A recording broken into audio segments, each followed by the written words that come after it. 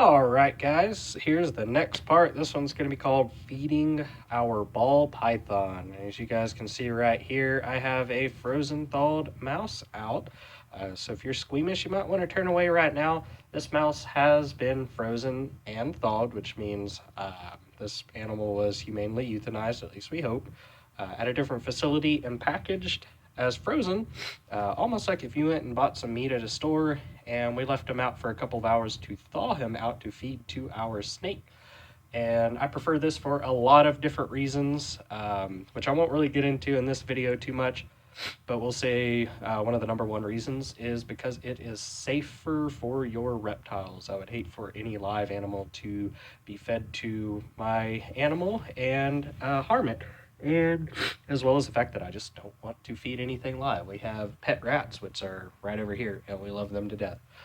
So you may be wondering why I've got this little thing on a paper towel right now, and that is actually because whenever they thaw out a little bit, they become a little bit wet. And the reason I don't want that is because when I place him in here, a lot of the times our ball python, who's probably hiding right about now, will strike it and then kind of leave it on the bedding here. And the bedding, or substrate as we call it, is coconut fiber. And that stuff is awesome and it holds humidity incredibly well. However, my biggest concern is that with a little bit of moisture on this mouse here, if it got on there, some of that coconut fiber could get on there as well. So, funny story, little Jori here is peeking his head out already. I've seen him do this when I still have the white package on the mouse, and it is the funniest thing because it's got to show some kind of object recognition. Most people don't really think snakes are capable of that kind of intelligence, and I really think that they are. And as you can see right now, I just placed this mouse on top of here, and almost immediately little Jori comes out, pokes his little head out, and starts getting into striking position. So without any further ado, since little Jori here seems like he's going to be pretty hungry today, we're going to go ahead and feed him.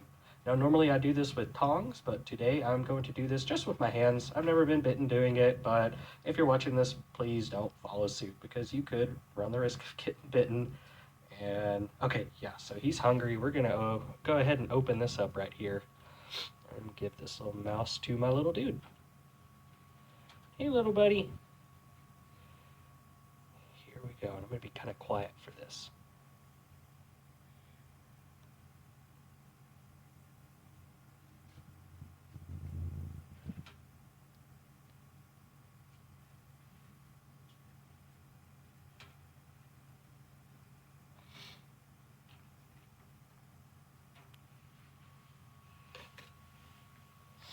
Backing up a little bit just so he doesn't get scared. He can kind of get spooked sometimes, which will cause him to drop the mouse, which is also fine. He'll always eat it anyway. And unfortunately, I'm running out of time in my video, otherwise I'd show the entire way that he feeds. But that's pretty much it. As you can see, he strikes at it pretty fast.